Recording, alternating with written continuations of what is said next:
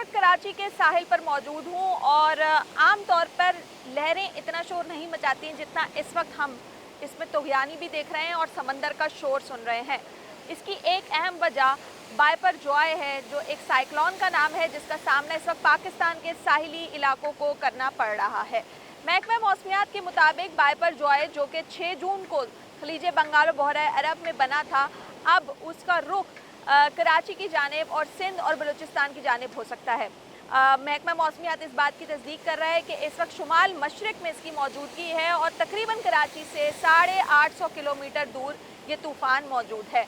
अगर इसकी शिद्दत इसी रफ्तार से रहती है और इसका रुख शुमाल मशरक की जानिब रहता है तो इससे सिंध और उसके साहिली इलाके, जिनमें कराची, केटी बंदर और इंडियन गुजरात वगैरह, ये सब इफ़ेक्ट हो सकते हैं।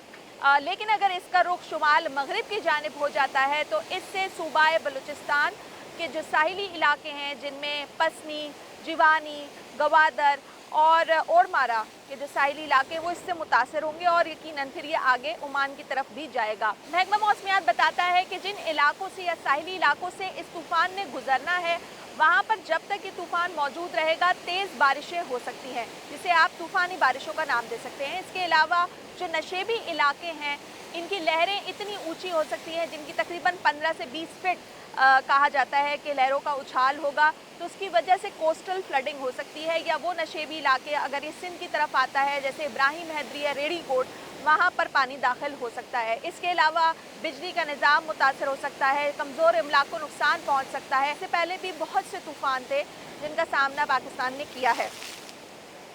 इनमें से एक नीलोफर था और उसके बारे में भी कहा जाता था कि वो यहाँ पर मौजूद होगा,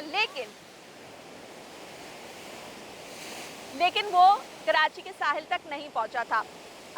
सबसे जो बड़ा तूफ़ान जो पाकिस्तान के साहिलों से टकराया था, वो 1999 में मई में 02A था, जिसने ठट्टा बदीन के अंदर खासी तबाही मचाई थी। यहाँ तक कि सैकड़ों लोग उसमें लापता हुए, दरबदर हुए और कई सौ माहीगीर हलाक हुए और ताहाल लापता है। बाइपर जॉय नामी ये तूफ़ान है, इसकी शिद्दत अगर इसी तरह बरकरार रहती है तो इसका असर देखने को मिलेगा।